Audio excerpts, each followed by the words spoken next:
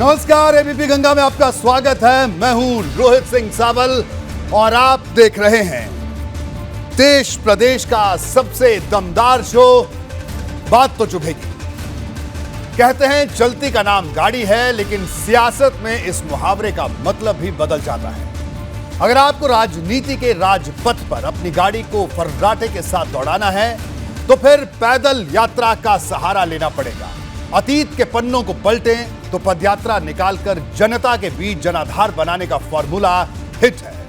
इसलिए राहुल गांधी की भारत जोड़ो यात्रा जब आज दिल्ली से यूपी में दाखिल हुई तो तमाम सियासी दलों की निगाहें इस पर आ टिकी। चर्चा में सिर्फ राहुल गांधी नहीं रहे, सुर्खियों में उनकी बहन और कांग्रेस की यूपी प्रभारी प्रियंका गांधी वाड्रा भी रही, जिन्होंने राहुल की जमकर तारीफ की। प्रियंका ने कहा, मुझे मेरे बड़े भाई पर सबसे ज्यादा गर्व है।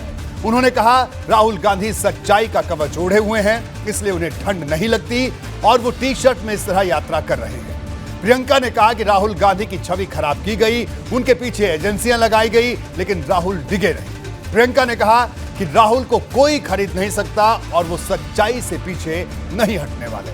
ये सिर्फ बयान भर नहीं है। दरअसल इस वक्त राहुल की यात्रा पश्चिमी यूपी में है।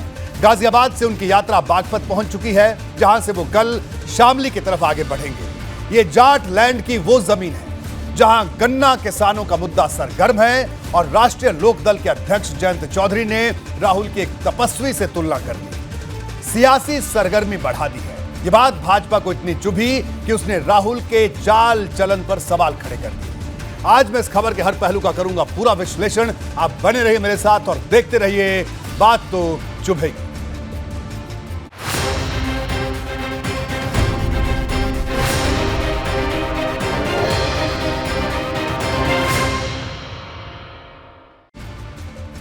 आज दिन मंगलवार का है। सुबह सुबह जब राहुल गांधी पुरानी दिल्ली के जमुना बाजार इलाके में पहुंचे तो सबकी नजर यहां के मरघट हनुमान मंदिर पर जा टिकी।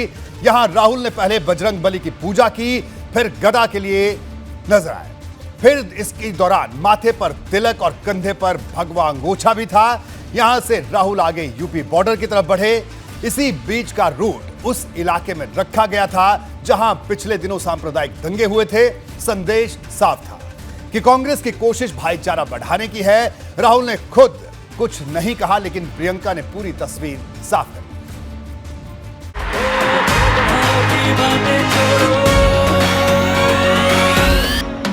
आओ मिलकर भारत छोड़ो, भारत जोड़ो, आओ मिलकर भारत छोड़ो, भारत जोड़ो।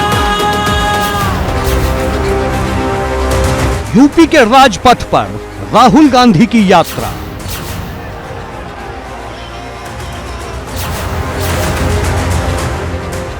यूपी के दंगल में दिल्ली से मंगल कूच।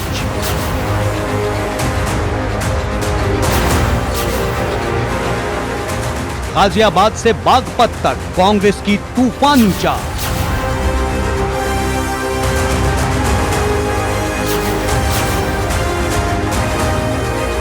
बड़े भाई के लिए प्रियंका बनी ढाल। फिर किसी ने मुझे पूछा कि आपको डर नहीं लगता इनकी सुरक्षा के लिए? मेरा जवाब ये है कि ये सत्य का कवच पहन के चल रहे हैं। भगवान इनको सुरक्षित रखेगा। भाई के नाम प्रियंका का योद्धा संदेश। मेरे बड़े भाई, इधर देखो, सबसे ज्यादा गर्व तुम पर है, क्योंकि पूरा सत्ता का जोर लगाया गया, इन पे एजेंसियां लगाई गई, ये डरे नहीं। प्रियंका की चुनौती, मेरे भाई को खरीद नहीं पाओगे। सरकार ने 1000 करोड़ रुपए खर्चे इनकी छवि को खराब करने के लिए, लेकिन ये सच्चाई से पीछे हटे नहीं। अडानी जी, अंबानी जी ने बड़े से बड़े नेता खरीद लिए, देश के सारे PSU खरीद लिए, देश की मीडिया खरीद ली, लेकिन मेरे भाई को नहीं खरीद पाए और ना कभी खरीद पाएंगे। राहुल की मोबाइल वाली फ्रेंचाइजी। हर गली में, हर मोहल्ले में, हर गांव में, हर ब्लॉक में, हर जिले में, हर सड़क पे ये मोहब्बत की दुकान की फ्रेंचाइज खोलो। 9 दिन के विराम के बाद कांग्रेस का उत्तर अभियान।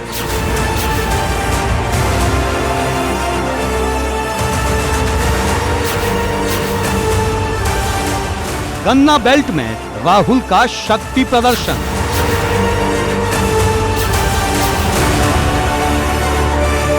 यूपी में कांग्रेस की बदलाव गर्जना।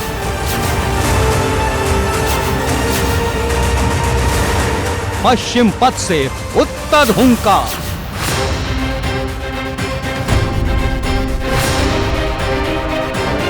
बात तो चुभेगी। राहुल गांधी की भारत जोड़ो यात्रा ने आज 109 दिन पूरे कर लिए। कल का दिन बेहद खास होगा जब राहुल गांधी बागपत के मवी कला से अपनी यात्रा को आगे बढ़ाएंगे। बागपत का यूपी की सियासत में खास महत्व है। ये चौधरी चरण सिंह की कर्मभूमि रही है। ये जाट लैंड का सबसे बड़ा सेंटर है। इसलिए माना जा रहा है कि इस यात्रा के दौरान राहुल और प्रियंका मिलकर गन्ना किसानों के मुद्दे को नए सिरे से उछालेंगे। भारतीय किसान यूनियन की तरफ से उनके स्वागत की बात भी कई संकेत दे रही है, तो जयंत चौधरी की शुभकामनाएं भी खास इशारा कर रही है। कौन चलेगा? प्रदेश के लिए कौन चलेगा? प्रदेश के लिए कौन लड़ेगा? तस्वीरें दिल्ली के मरघट हनुमान मंदिर की हैं। पुरानी दिल्ली के इस प्रसिद्ध हनुमान मंदिर में मत्था टेककर राहुल गांधी ने बजरंग बली का आशीर्वाद लिया। दिन मंगलवार का था। हनुमान मंदिर में पूजा के बाद राहुल के कंधे पर सजा दिखा ये भगवा अंगोछा। इसके साथ ही हाथ में नजर आई गदा। ये गदा उन्हें मरघट हनुमान मंदिर के पुजारी से आशीर्वाद के रूप में मिली थी। यूपी के सियासी दंगल में राहुल की ये मंगलमय तस्वीर चर्चा का केंद्र बन गई। इसके बाद राहुल गांधी दिल्ली से यूपी की तरफ तेज कदमों के साथ आगे बढ़ चले। रास्ते में उनके समर्थकों का हर जगह सैलाब दिखा।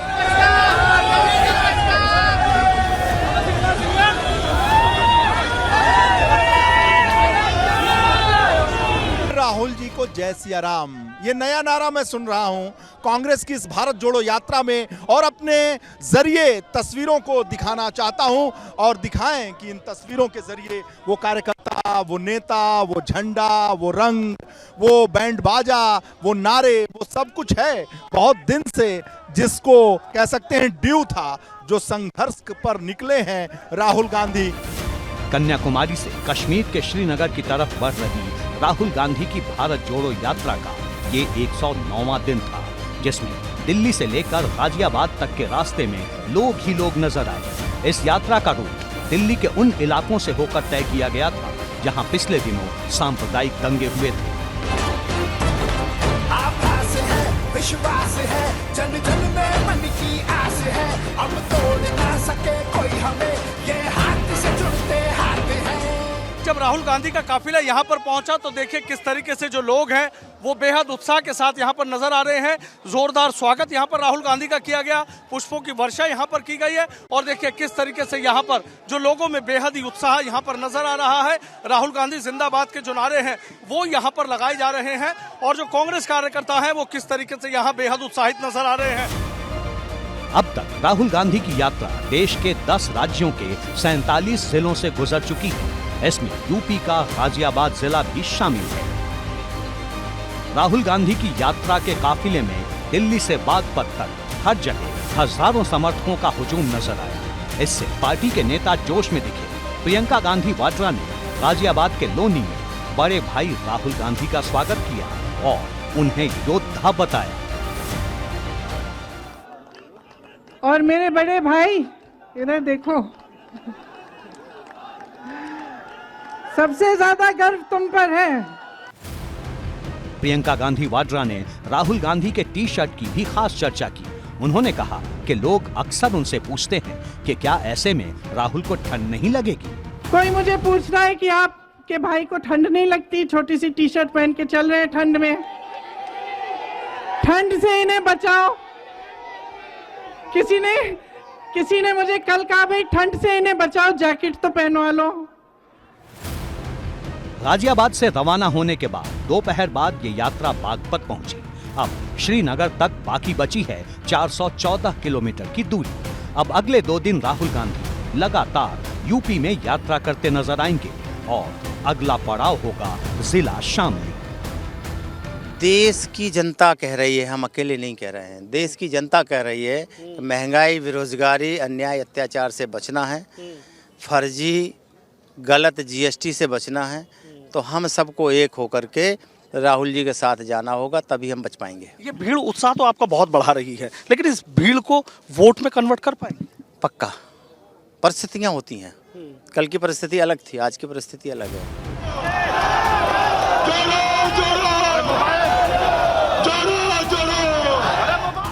राहुल गांधी की भारत जोड़ो यात्रा के दौरान यूपी में कांग्रेस के नेताओं की पूरी कोशिश गन्ना किसानों के मुद्दे को पूरी शिद्दत से उठाना है, ताकि गन्ना बेल्ट के किसानों को भाजपा के खिलाफ एकजुट किया जा सके।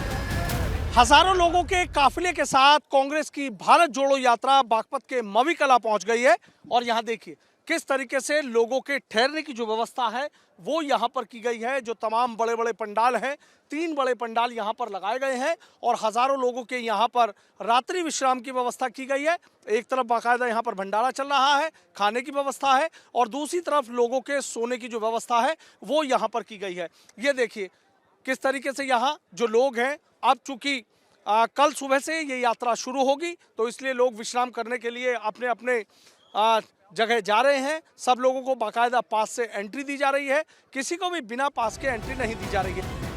पहले से तय कार्यक्रम के मुताबिक राहुल गांधी को बागपत में ही रात्रि विश्राम करना था और इसके बाद यहाँ मवी कलां से आगे शामली के सफर पर निकलना था, लेकिन राहुल के कार्यक्रम में बाद में बदलाव हो गया। बागपत पहुँचने के बाद वे वापस दिल्ली लौट गए। अब बुधवार को मवी कलां लौटकर वे यहाँ से सुबह 6 बजे यात्रा को आगे बढ़ाएंगे। एबीपी गंगा के लिए अविनाश तिवारी, शक्ति सिंह और सनु शर्मा के साथ वीरेश पांडे की रिपोर्ट। प्रियंका गांधी की तारीफ के बाद राहुल गांधी ने आज बहन को लेकर मंच पर अपनेपन का इजहार किया। उन्होंने छोटी बहन को दुलारा, वो स्नेह से भरे दिखे। परिवार के बीच का ये प्रेम दरअसल राजनीति में बड़े पराक्रम दिखाने की तैयारी की तरह है। प्रियंका ने बार बार दोहराया कि राहुल गांधी भाई भाई को लड़ाने वालों की साजिश खत्म करने के लिए यात्रा निकाल रहे हैं। वो प्रेम बांट रहे हैं और कांग्रेस चाहती है कि हर जगह मोहब्बत की दुकान की फ्रेंचाइजी खुलनी चाहिए, जिससे देश एकता के सूत्र में बंधकर मजबूत हो।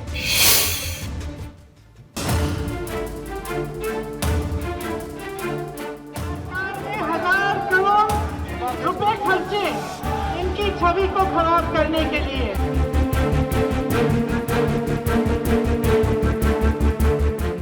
राहुल और प्रियंका की ये तस्वीर भाई बहन के स्नेह की वो बानगी है जिसके जरिए कांग्रेस राजनीति के राजपथ पर नेहरू गांधी परिवार के आपसी प्रेम का पराक्रम दिखा रही है। बड़े भाई का छोटी बहन के लिए स्नेह उमड़ रहा है। तस्वीर गाजियाबाद के लोनी के उस मंच की है जहां प्रियंका भाई राहुल गांधी की भारत जोड़ो यात्रा का स्वागत करने पहुंची थी। प्रियंका गांधी वाड्रा कांग्रेस की महासचिव के साथ ही पार्टी की यूपी प्रभारी भी हैं। 3 दिनों के लिए ये यात्रा यूपी की धरती से होकर गुजर रही है, तो जाहिर है कि इसमें प्रियंका की अहम भूमिका होनी थी। कहने को तो प्रियंका राहुल की यात्रा में पहले भी शामिल हो चुकी है, लेकिन इस बार बहन ने भाई के लिए मंच से जो कुछ कहा वो शायद पहली बार था। उन्होंने राहुल की जमकर तारीफ की, ये बार बार दोहराया कि तुझ सा कोई नहीं। और मेरे बड़े भाई इधर देखो, सबसे ज्यादा गर्व तुम पर है, क्योंकि पूरा सत्ता का जोर लगाया गया। सरकार ने 1000 करोड़ रुपए खर्चे इनकी छवि को खराब करने के लिए, लेकिन ये सच्चाई से पीछे हटे नहीं। इन पे एजेंसियां लगाई गई, ये डरे नहीं, योद्धा हैं, योद्धा हैं। प्रियंका गांधी ने एकता और सद्भावना और प्रेम की दुहाई देते हुए कहा कि ये यात्रा देश के विकास, नौजवानों के हक और देश को बचाने की है। आज उत्तर प्रदेश की धरती पर भारत जोड़ो यात्रा का स्वागत करते हुए मुझे बहुत ही गर्व हो रहा है। गर्व उन भारत यात्रियों पर, एक एक देशवासी पर जो इस यात्रा से जुड़ा, क्योंकि इस यात्रा की जो भावना है वह प्रेम, एकता की, सद्भावना की जो भावना है, उसी भावना ने इस देश का नींव डाला। मुझे आप सब पर गर्व है कि 3000 किलोमीटर चलकर कन्याकुमारी से पैदल आप आज यहां तक पहुंचे हैं। राहुल ने मंच पर मौजूद तमाम नेताओं को सुना, लेकिन यूपी में अपनी यात्रा के पहले दिन वो खामोश रहे। राहुल गांधी की यात्रा अब उस बागपत की दहलीज पर पहुंच चुकी है जो पूर्व प्रधानमंत्री चौधरी चरण सिंह की कर्मभूमि रही है और जहां सियासी तौर पर उनके परिवार से जुड़े राष्ट्रीय लोक दल की जमीन मजबूत है। ये पूरा इलाका गन्ना बेल्ट कहलाता है, इसलिए यहाँ प्रियंका गांधी वाड्रा ने जमीनी मुद्दों की चर्चा की। उन्होंने कहा कि प्यार से ही हम मिलकर अपनी समस्याओं का हल निकालेंगे, नफरत को बढ़ने नहीं देंगे। जैसे इन्होंने कहा, नफरत के बाजार में मोहब्बत की दुकान खोली है। मैं यहाँ खड़े एक एक यूपी के कार्यकर्ता, एक एक देशवासी को कहना चाहती हूँ, हर गली में, हर मोहल्ले में, हर गांव में, हर ब्लॉक में, हर जिले में, हर सड़क पे ये मोहब्बत की दुकान की फ्रेंचाइज खोलो। सब जगह दिखनी चाहिए, क्योंकि अगर नहीं खोलोगे और नफरत की राजनीति, लोगों को तोड़ने की राजनीति आगे बढ़ती रहेगी तो आपकी समस्याओं का कभी समाधान नहीं होगा। प्रियंका ने कहा कि कांग्रेस की ये भारत जोड़ो यात्रा जोड़ने की बात करती है, क्योंकि एकजुट देश ही मजबूत हो सकता है। प्रियंका ने कहा कि जब तक आपको बिखेरा जाएगा तब तक आपका ध्यान बंटा रहेगा, जबकि आपका ध्यान रोजगार, महंगाई कम करने और विकास पर केंद्रित होना चाहिए। आपका ध्यान केंद्रित होना चाहिए आपके रोजगार पर, महंगाई को कम करने पर और विकास पर। यही आपकी मांग होनी चाहिए। तो अब यहाँ से यात्रा कश्मीर तक चलेगी। अब सबकी नजर इस बात पर है कि बागपत से शामली की तरफ बढ़ने पर राहुल गांधी पश्चिमी यूपी की धरती से कौन सा सियासी संदेश देते हैं और कांग्रेस की यूपी प्रभारी प्रियंका गांधी वाड्रा राहुल की इस यात्रा को पार्टी को मजबूत करने के लिहाज से कैसे इस्तेमाल करती है। एबीपी गंगा के लिए सनुज शर्मा के साथ वीरेश पांडे की रिपोर्ट। राहुल गांधी की यात्रा अगले 2 दिनों तक उत्तर प्रदेश में रहेगी और सबसे बड़ा सवाल यह है कि इस यात्रा में खास मेहमान कौन कौन होंगे, क्योंकि एक तरफ पीस पार्टी के अध्यक्ष डॉक्टर अयूब ने राहुल के साथ कदमताल की बात कही है, तो सुभासपा के अध्यक्ष ओम प्रकाश राजभर ने यात्रा में शामिल होने से इनकार कर दिया है। इस बीच आज जयंत चौधरी का एक ट्वीट काफी चर्चा में रहा। जयंत चौधरी ने राहुल गांधी को तपस्वी कह दिया। अगर सियासत के नजरिए से देखें तो 24 के चुनाव से पहले यह पश्चिमी यूपी में संभावित दोस्ती का पहला कदम है, क्योंकि जयंत अगर कांग्रेस के साथ जाते हैं तो पश्चिमी यूपी के अलावा हरियाणा और राजस्थान के जाट बाहुल्य सीटों पर भी फायदा मिल सकता है, जिसकी चर्चा तेजी से चल रही है।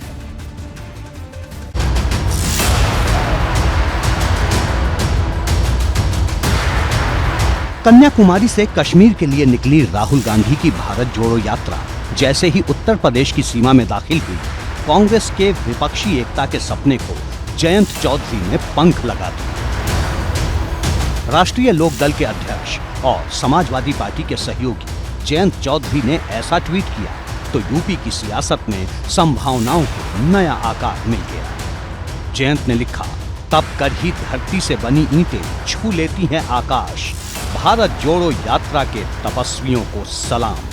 देश के संस्कार के साथ जुड़कर उत्तर प्रदेश में भी चल रहा ये अभियान सार्थक हो और एक सूत्र में लोगों को जोड़ते रहे। यानी जयंत ने न सिर्फ इस यात्रा की खुलकर तारीफ की, बल्कि शब्दों के जरिए राहुल गांधी को तपस्वी भी कह दिया। इसके अलावा जयंत ने ये कहने से भी गुरेज नहीं किया कि राहुल का ये अभियान देश के संस्कार के साथ जोड़कर चल रहा है और सियासत की तरफ इशारा करते हुए उन्होंने जो आखिरी लाइन लिखी वो यूपी में विपक्षी एकता की संभावनाओं को बल देती नजर आती है। हर वो शख्स जो दबा है, कुचला है, परेशान है, वो इस यात्रा का समर्थन कर रहा है और हर किसान और कमेरा वर्ग इसका समर्थन कर रहा है। हम भी इसका भरपूर समर्थन कर रहे हैं और हमें उम्मीद है आगामी सत्ता परिवर्तन में ये यात्रा सहायक सिद्ध होगी। दरअसल कांग्रेस की तरफ से अखिलेश और मायावती के अलावा जयंत चौधरी को भी यात्रा में शामिल होने का न्योता भेजा गया था।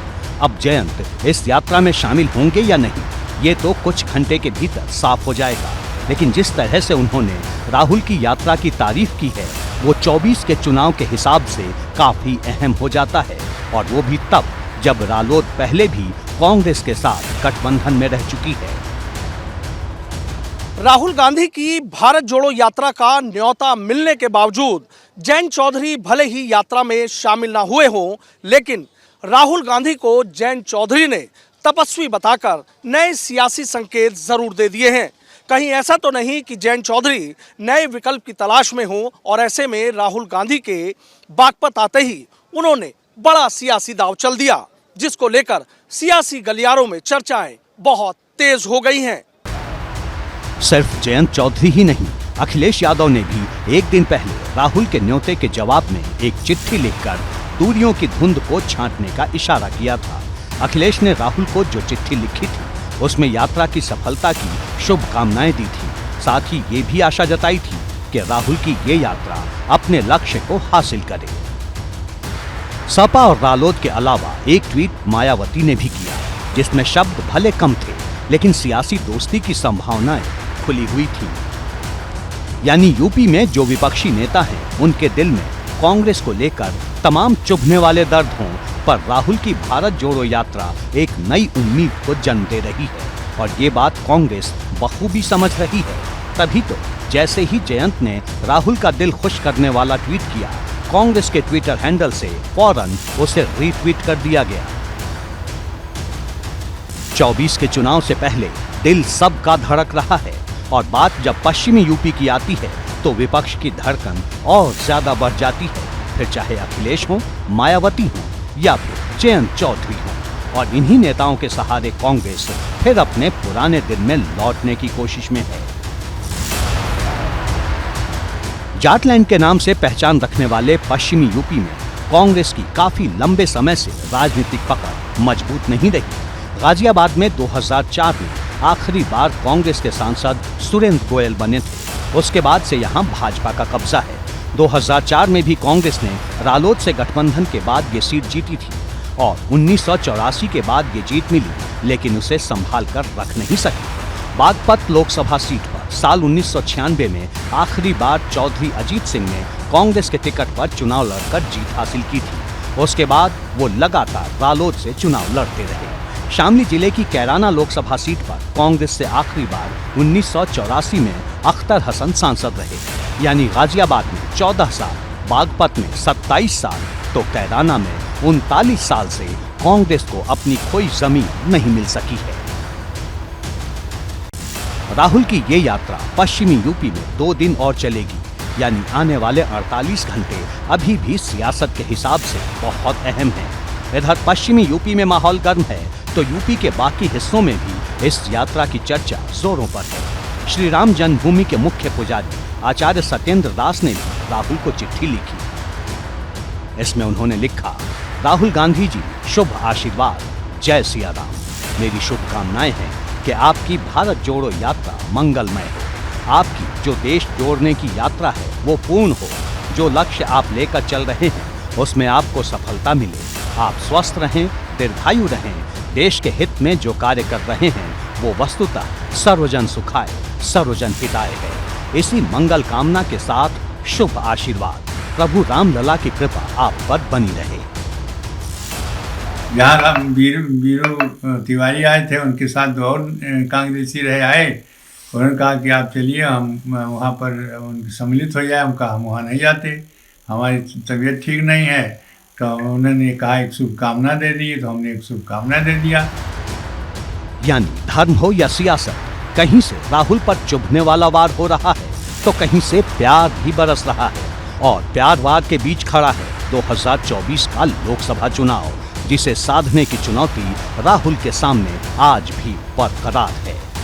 एबीपी गंगा के लिए ब्यूरो रिपोर्ट। राहुल गांधी पर आज भाजपा ने बड़ा हमला बोला। भाजपा ने उनके चाल चलन तक पर सवाल खड़े कर दिए। पहनावे पर भी तंज किया। यूपी के डिप्टी सीएम ब्रजेश पाठक ने चुभने वाले हमले की कमान संभाल रखी थी। उन्होंने आरोप लगाया कि राहुल गांधी चाहते हैं कि भारत चीन के आगे सरेंडर कर दे। यूपी के डिप्टी सीएम ब्रजेश पाठक ने राहुल पर बरसते हुए कहा कि कांग्रेस को हजारों करोड़ रुपए का विदेशी चंदा मिलता है। उप मुख्यमंत्री ने आरोप लगाया कि मुझे शक है कि चीन की कंपनियों ने जरूर इन्हें चंदा दिया होगा, इसलिए राहुल चीन की तरफदारी कर भारतीय सेना का मनोबल गिराने का काम कर रहे हैं।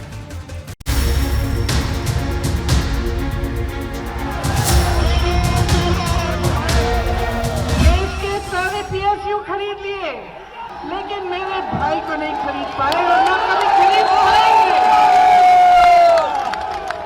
कल है मुझे इन पर। मुझे पूरा शक है कि चाइना की कंपनियों ने जरूर इन्हें चंदा दिया होगा, इसीलिए ये चाइना की तरफदारी करके भारतीय सेना का मनोबल गिराने का काम कर रहे हैं। भाई बहन पर भाजपा का तीखा निशाना।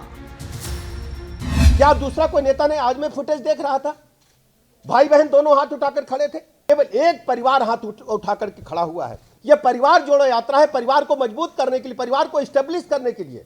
राहुल गांधी और कांग्रेस पार्टी के लोग बिल्कुल नहीं समझ सकते, इनके मुंह में तो चांदी का चम्मच है जब पैदा हुए। राहुल के चाल चलन पर भाजपा ने उठाए सवाल।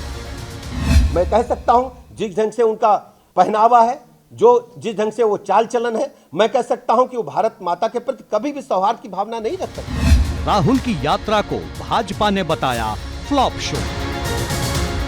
मैं कह सकता हूं दावे के साथ कांग्रेस पार्टी बुरी तरह से फेल साबित हो चुकी है, फ्लॉप शो साबित है। ये जो भारत जोड़ो यात्रा है, राहुल गांधी और उनकी टीम पूरी तरह से फ्रस्ट्रेशन में है और वामपंथी पूरी दुनिया से खत्म होने जा रहे हैं, लेकिन अभी भी इनके दिमाग में घुसा हुआ है वामपंथ। राहुल गांधी की यात्रा उत्तर प्रदेश में मैं कह सकता हूं कि छूते छूते निकल रही है। उत्तर प्रदेश में आने की उन्होंने उत्तर प्रदेश की जनता से दुराव होने के कारण, क्योंकि उत्तर प्रदेश को छोड़ करके वो लोकसभा के आम चुनाव में केरल चले गए थे, तो उन्होंने उत्तर प्रदेश की जनता को इस बार भी निराश किया है। उत्तर प्रदेश राज्य में आने की उनकी हिम्मत नहीं पड़ी और इस यात्रा ने उत्तर प्रदेश में घुसते ही घुटने टेकने का काम किया। उत्तर प्रदेश राज्य की सीमा से निकल करके वो बाहर जा रहे हैं। केवल सांकेतिक यात्रा है। आप जानते हैं कि भारत जोड़ो की बात करते हैं, अपने गठबंधन को, अपने सहयोगी दलों को भी इकट्ठा करने रखने का काम कांग्रेस पार्टी नहीं करती। ब्रजेश पाठक ने कहा कि राहुल के पास कोई काम नहीं है, वे सिर्फ टहलने के लिए यात्रा पर निकले हैं। उनकी यात्रा निकली है, उस यात्रा में कौन कौन शामिल हुआ, क्या आप लोगों की नजर है क्या? मैं देख रहा था फुटेज। अफजल गुरु की फांसी का विरोध किसने किया था आप जानते हैं? एएस दौलत रा के पूर्व अधिकारी हैं। उन्होंने अफजल गुरु की फांसी का विरोध किया था कि नहीं किया था? कि वो लोग जो हिंदुस्तान की एकता और अखंडता को, हिंदुस्तान को विखंडित करने के लिए और जो अटैक करते हैं भारत माता पर, उनके समर्थन में जो लोग हैं, उनको यात्रा में आप साथ रखोगे? भाजपा का आरोप है कि राहुल गांधी ने अपनी यात्रा में उन लोगों का साथ लिया जो घोषित तौर पर विकास विरोधी हैं। जिन लोगों ने हमारे डैम का विरोध किया, नर्मदा डैम का विरोध किया, वो आपकी यात्रा में शामिल हो रहे हैं। विकास को रोकने का आप काम कर रहे हो, डेवलपमेंट को रोकने का काम कर रहे हो। आज नर्मदा डैम बनने के बाद बड़ी संख्या में हजारों एकड़ लैंड सिंचित हुई है, लोगों को पीने का पानी मिल रहा है। आप दिखाना क्या चाहते हैं देश की जनता को, प्रदेश की जनता को जवाब क्या देना चाहते हैं? भाजपा के इस चुभने वाले धुआंधार हमले पर कांग्रेस ने अपने जवाब से साफ इशारा दे दिया है कि भाजपा का पारा आने वाले दिनों में और गर्म होगा, क्योंकि अभी यूपी में राहुल गांधी की परिवर्तन वाली आंधी चलने वाली है। ये परिवर्तन का संकेत है, लोगों का उत्साह है, जुनून है, जोश है, और वो आपको बड़े संख्या में देखने को मिल रहा है। कोई एक जगह नहीं बचता, और ये भूकंप है, परिवर्तन की आंधी है जिसका नाम राहुल गांधी है। साफ है कि आने वाले 2 दिनों में राहुल की भारत जोड़ो यात्रा यूपी में सियासी माहौल को कई गुना बढ़ाने वाली है। एबीपी गंगा के लिए बागपत से सनु शर्मा के साथ ब्यूरो रिपोर्ट। अखिलेश यादव ने आज यूपी में आने वाले दिनों में सांड भगाओ आंदोलन शुरू करने का ऐलान किया। मैनपुरी में उन्होंने कहा कि योगी सरकार को किसानों की कोई फिक्र नहीं, इसलिए वो फसलें चौपट करने के साथ किसानों के बेटों की जानें भी ले रहे हैं। अखिलेश यादव ने कई बड़े मुद्दों पर भाजपा पर चुभने वाले हमले किए, साथ ही राहुल गांधी की यूपी से गुजर रही भारत जोड़ो यात्रा को लेकर उन्हें शुभकामनाएं दी।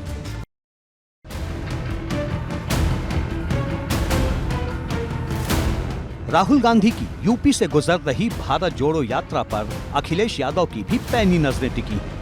सहयोगी दल रालोद के अध्यक्ष जयंत चौधरी ने जहां राहुल को तपस्वी कह डाला, तो अखिलेश ने उन्हें खुलकर शुभकामनाएं दी। कि उनकी यात्रा के लिए उन्हें बधाई, शुभकामनाएं। और भारत जो है विभिन्न जाति का और मिलीजुली संस्कृति का, भाईचारे का हमारा समाज रहा है। हमने एक दूसरे को मिलकर के सहयोग करके इस समाज को हमेशा आगे बढ़ाया। अखिलेश यादव इन दिनों एक के बाद एक लगातार मैनपुरी में धन्यवाद सभाएं कर रहे हैं और इस दौरान भाजपा पर चुभने वाले हमले की लगातार कर रहे हैं बौछार। नोटबंदी पर सुप्रीम कोर्ट के फैसले पर उनका ये बयान सुनिए। मैं तो कहूँगा भारतीय जनता पार्टी को कि अगर सुप्रीम कोर्ट ने नोटबंदी को ठीक माना है तो भारतीय जनता पार्टी के लोग उस खजांची को गोद ले लें और उसका जन्मदिन हर साल मनाएं। अखिलेश ने कहा कि सुप्रीम कोर्ट का फैसला आने के बाद नोटबंदी पर ज्यादा कुछ कहना ठीक नहीं, लेकिन जो हुआ वो दुनिया जानती है। सुप्रीम कोर्ट के फैसले के बाद नोटबंदी पे कोई टिप्पणी नहीं कर सकता है, लेकिन नोटबंदी सरकार को स्वीकार करना पड़ेगा। हो सकता है कोर्ट में वो बातें न रखी गई हों। दुनिया में हमें बताओ कोई एक ऐसी जगह जहां पर बैंक में लाइन में लग करके गर्भवती मां के बेटा पैदा हुआ हो। अखिलेश यादव ने कहा कि योगी सरकार को किसानों की कोई फिक्र नहीं, यही वजह है कि छुट्टा सांड किसानों के खेत खा रहे हैं, किसानों के बेटों की जान ले रहे हैं, लेकिन सरकार के कान पर जूं तक नहीं रेंग रही। ऐसे हालात में सपा को सांड भगाओ किसान बचाओ आंदोलन चलाना पड़ेगा। देखिए, आपको कोई आंदोलन चलाना पड़ेगा। इस सभा का नाम अगर हम लोग धन्यवाद सभा न करके सांड भगाओ सभा करते तो ज्यादा अच्छा रहता। ये सांड भगाओ किसान बचाओ खेती बचाओ आंदोलन कहीं न कहीं छेड़ना पड़ेगा। और दुख है इस बात का कि लगातार सांड की टक्कर से जान जा रही है, सांड की टक्कर से एक्सीडेंट हो रहे, उसमें जान जा रही है। अभी मेरठ में एक बैंक में काम करने वाला नौजवान, उसकी सांड ने हत्या कर दी। अखिलेश का ये अंदाज बताने को काफी है कि विपक्षी दलों की गोलबंदी में किसानों से जुड़ा मुद्दा सबसे बड़ी धुरी साबित होने वाला है। एबीपी गंगा के लिए ब्यूरो रिपोर्ट। कल का दिन उत्तर प्रदेश की सियासत के लिए बहुत अहम रहने वाला है, क्योंकि ओबीसी आरक्षण को लेकर जो कानूनी पेंच फंसा है उसके समाधान का पहला कदम सुप्रीम कोर्ट की चौखट से बढ़ेगा। दरअसल यूपी सरकार ने हाईकोर्ट के फैसले को चुनौती दी है। सरकार की मांग है कि हाईकोर्ट के फैसले पर विचार किया जाए। उधर समाजवादी पार्टी भी इसी मांग के साथ सुप्रीम कोर्ट गई है, यानी दोनों के बीच खुद को पिछड़ा हितैषी बताने की होड़ है। इस बीच आज भाजपा के ओबीसी मोर्चे की बैठक हुई और पिछड़ा वोट बैंक को लेकर बड़ी रणनीति तैयार हुई। साथ ही आज भाजपा के राष्ट्रीय महामंत्री संगठन बीएल संतोष के यूपी दौरे का दूसरा दिन था, जिन्होंने आज फिर पदाधिकारियों को गुरुमंत्र दिया। लखनऊ में भाजपा की बैठक का दिन दूसरा था, लेकिन लक्ष्य वही पुराना, जिस पर पहले दिन लंबा मंथन चला।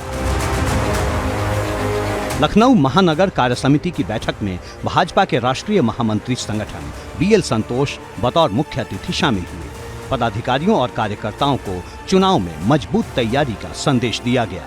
विरोधियों को पटखनी देने की फिर पाठशाला चली। भारतीय जनता पार्टी लगातार अपने बूथ से लेकर प्रदेश स्तर तक के कार्यकर्ताओं के लगातार संवाद बनाए रखती है। उसी अनुक्रम में हमारे वरिष्ठ लोग आए हैं और हम लोग जा रहे हैं बातों। बैठक में ब्रजेश पाठक के अलावा प्रदेश अध्यक्ष भूपेंद्र चौधरी, प्रदेश प्रभारी राधा मोहन सिंह भी मौजूद थे। चिंतन मनन हुआ, पार्टी को मजबूत करने की रणनीति बनी। बैठक तो हमेशा चलती रहती है, ये तो एक सतत प्रयास है।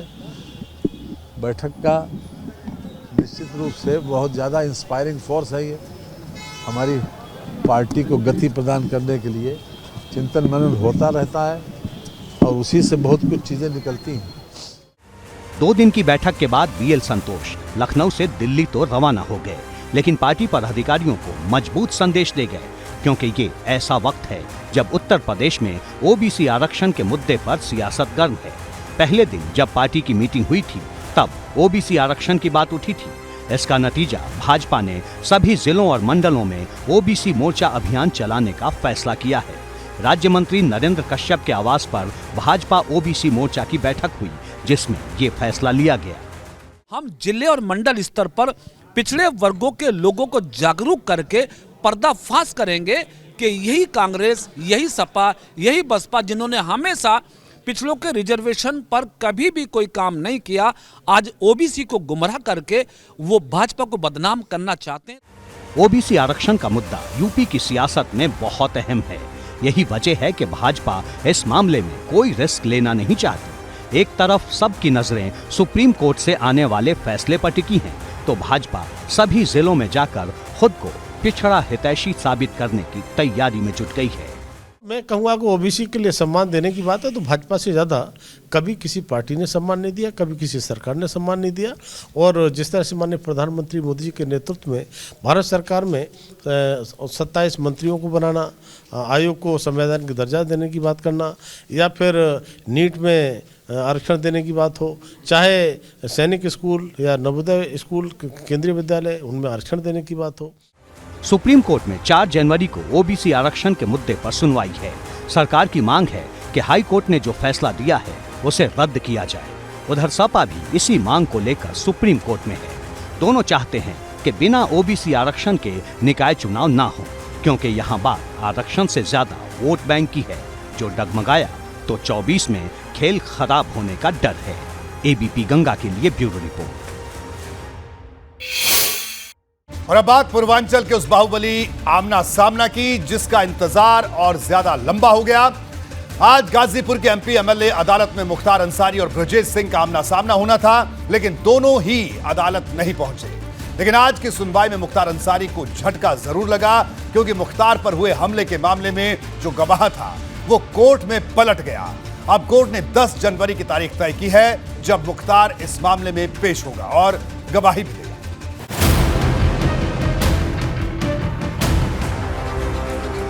मुख्तार अंसारी और ब्रजेश सिंह की दुश्मनी भले 2 दशक पुरानी हो, दोनों के बीच भले ही पूर्वांचल की सबसे बड़ी रंजिश चल रही हो, लेकिन आज भी दोनों एक दूसरे के सामने आने से बच रहे हैं। उसरी चट्टी कांड में मुख्तार और ब्रजेश का 21 साल बाद आमना सामना होने वाला था। मुख्तार को ब्रजेश के खिलाफ गवाही देनी थी। इस बाहुबली मुकाबले का इंतजार पूरा पूर्वांचल कर रहा था, लेकिन ऐसा हो न सका। ना तो ब्रजेश सिंह कोर्ट पहुंचे और ना ही मुख्तार अंसारी, वो भी तब जब दोनों को गाजीपुर के एमपी एमएलए कोर्ट ने सशरीर पेश होने का आदेश दिया था। मुख्तार पहले ही अपनी सुरक्षा को लेकर डर जता चुका था। उधर मुख्तार के वकील ने ये कहकर माहौल गर्म कर दिया कि मुख्तार को गवाही देने से उसके विरोधी रोक रहे हैं। आरोप तो यहाँ तक है कि मुख्तार की हत्या की साजिश रची जा रही है। जेल अधीक्षक द्वारा जो है वह मुलजिम को ब्रजेश सिंह और त्रिभुवन सिंह को बचाने के लिए मुख्तार अंसारी जो कि गवाही देने के लिए दृढ़ संकल्प हैं, ऐसी स्थिति में अभियुक्त को बचाने के लिए ये कोशिश हो रही है कि मुख्तार अंसारी की गवाही न हो सके न्यायालय में और अभियुक्त को इसका लाभ मिल सके। उसरी चट्टी कांड में भले ही मुख्तार की गवाही न हो पाई हो, लेकिन एक गवाह गाजीपुर की अदालत में जरूर पहुंचा। मुंह पर मास्क लगाकर कोर्ट से निकलने वाले इस गवाह का नाम है तौकीर। 2001 के उसरी चट्टी कांड में जिन 48 गवाहों के नाम हैं, उनमें तौकीर भी शामिल है। लेकिन मुख्तार के लिए चुभने वाली बात यह है कि तौकीर ने मामले के मुख्य आरोपी ब्रजेश सिंह और त्रिभुवन को पहचानने से ही इनकार कर दिया। बात अगर गाजीपुर जिला न्यायालय की कर ले तो 2001 के उसरी चट्टी कांड में गवाह तौकीर ने आज ब्रजेश सिंह और त्रिभुवन सिंह को पहचानने से इनकार कर दिया। इसके साथ ही उसने अनिल सिंह को पहचाना। लेकिन बड़ा सवाल ये उठता है कि जो गवाह 2001 में जब 161 का बयान होता है और उस दौरान ब्रजेश सिंह और त्रिभुवन सिंह को पहचानता है, वो अब पीछे क्यों हट रहा है? पूर्वांचल में एक वक्त ऐसा था जब मुख्तार के खिलाफ कोई कुछ बोल नहीं सकता था, लेकिन अब वक्त बदल चुका है। मुख्तार पर हुए हमले के मामले में जो गवाह था अब वही पलट गया है। लोग भी कहते हैं कि अब मुख्तार का खौफ खत्म हो चुका है। देखिए, वो मक्कार हैं, फ्रॉड हैं, चीटर हैं। उनके बड़े भाई सांसद ने कहा कि मेरे भाई की तबीयत बहुत ख़राब है, वो चल फिर नहीं सकता। जब वो बांदा जेल के अंदर गेट के अंदर गए, व्हील चेयर को धक्का मार दिया और दौड़ के अंदर घुस गए। डान को डरना है। डान अगर पैदा करने वाला कोई व्यक्ति रहा है, कोई पार्टी रही है, तो सपा बसपा कांग्रेस ने डान पैदा किया है। अब उसरी चट्टी मामले में मुख्तार को गवाही देनी है। इस बार भले मुख्तार की पेशी ना हो पाई हो, लेकिन कोर्ट ने 10 जनवरी को उसे सशरीर पेश होने को कहा है। मुख्तार अंसारी चूंकि इस मामले के प्रत्यक्षदर्शी साक्षी हैं, इसलिए उनको व्यक्तिगत रूप से उपस्थित होकर साक्ष्य देने के लिए माननीय न्यायालय का आदेश हुआ था और प्रशासनिक वजह से आज मुख्तार अंसारी नहीं आ पाए हैं और नेक्स्ट डेट 10 जनवरी 2023 को मुख्तार अंसारी को पुनः आदेश किया गया है कि उस दिन प्रस्तुत किया जाए। 15 जुलाई 2001 को मोहम्मदाबाद के उसरी चट्टी गांव में जो घटना हुई थी वो आज भी किसी नतीजे तक नहीं पहुंच पाई। अब इंतजार 10 जनवरी का है, जब मुख्तार की इस मामले में गवाही होगी और मुख्तार ब्रजेश सिंह को लेकर क्या कहता है, सबको इसी बात का इंतजार है।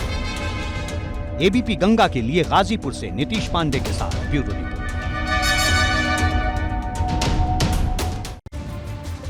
आज पश्चिमी यूपी में बसपा के एक और सांसद पर केंद्रीय जांच एजेंसी का एक्शन दिखाई दिया। जिस बसपा नेता के खिलाफ कार्रवाई शुरू हुई उसका नाम हाजी फजलुर रहमान है। वो सहारनपुर से मौजूदा सांसद है। आज सुबह ही उनके घर और फैक्ट्री पर जांच एजेंसियों ने छापा मारा। कई घंटे तक घर के दरवाजे बंद रहे और बाहर सुरक्षा बलों की तैनाती रही। उधर दूसरी तरफ झांसी में सपा नेता दीप नारायण यादव के खिलाफ भी कार्रवाई तेज है। आज सपा के पूर्व विधायक की करोड़ों की संपत्ति कुर्क की गई। ये कार्रवाई ऐसे वक्त में हुई जब पिछले हफ्ते ही अखिलेश यादव ने जेल पहुंचकर दीप नारायण यादव से मुलाकात की थी।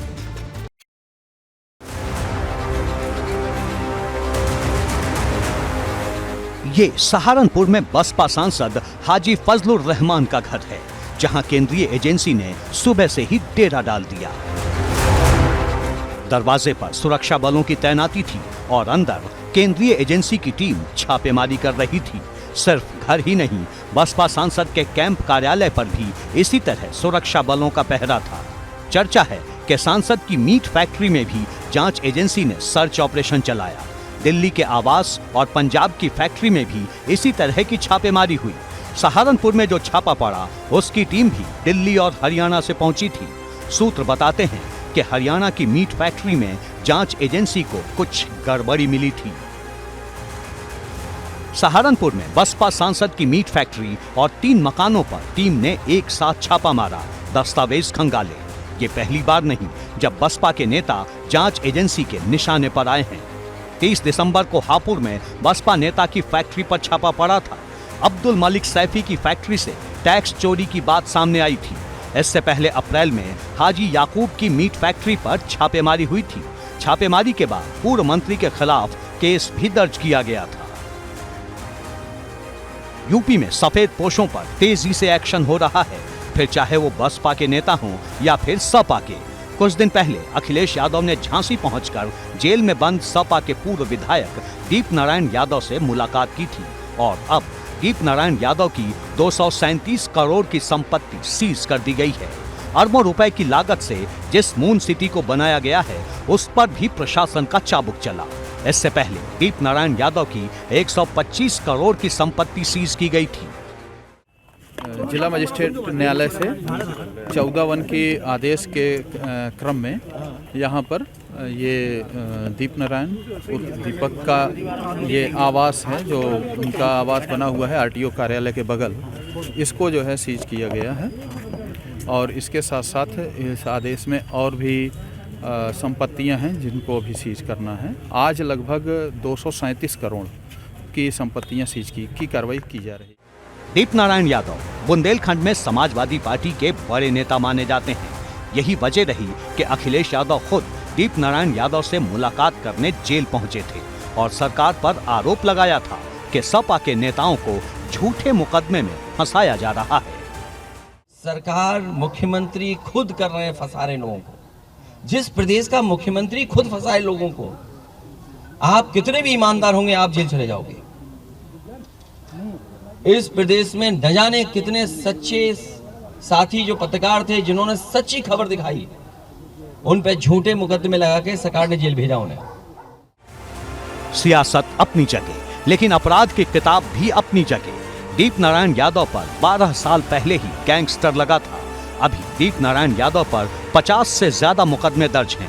दीप नारायण पर अपराधी लेखराज सिंह यादव को कस्टडी से भगाने का संगीन आरोप है, जिसके चलते सपा के इस नेता पर गैंगस्टर के तहत कार्रवाई हो रही है। एबीपी गंगा के लिए ब्यूरो रिपोर्ट।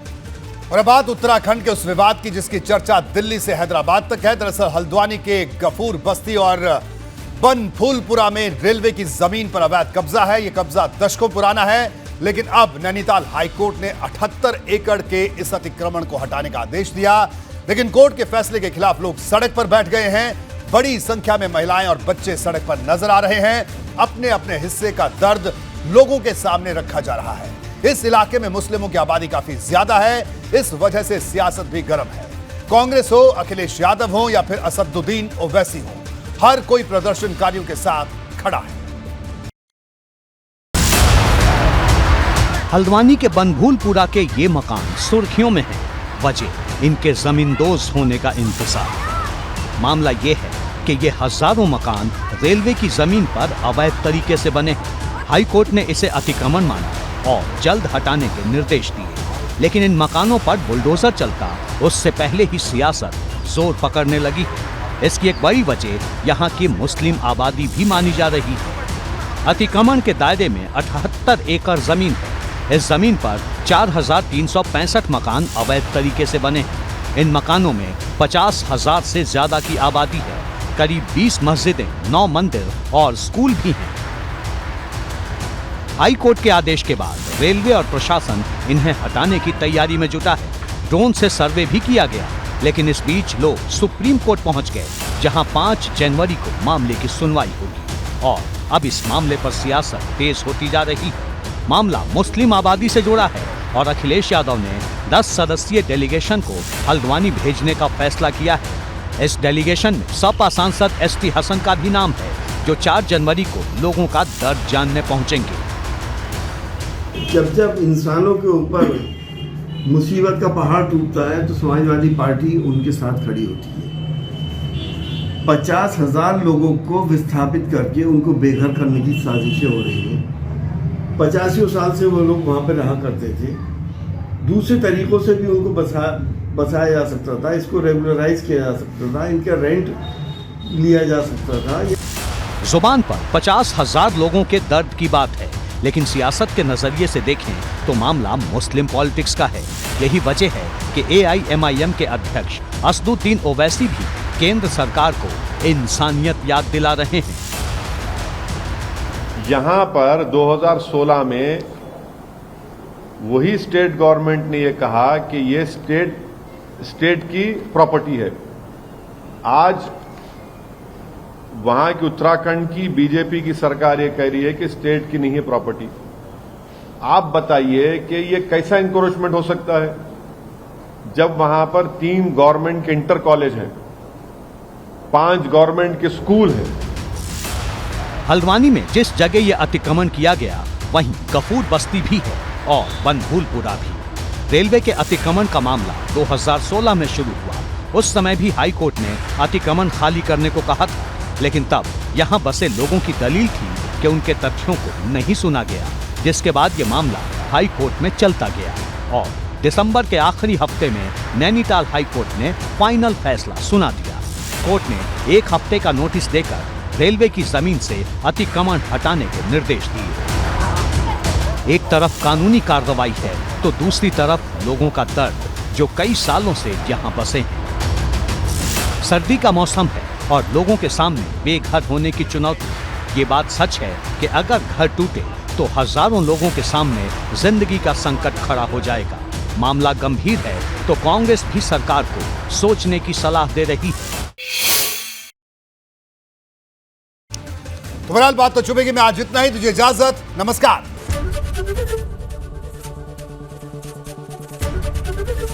एबीपी गंगा, खबर आपकी, जुबान आपकी।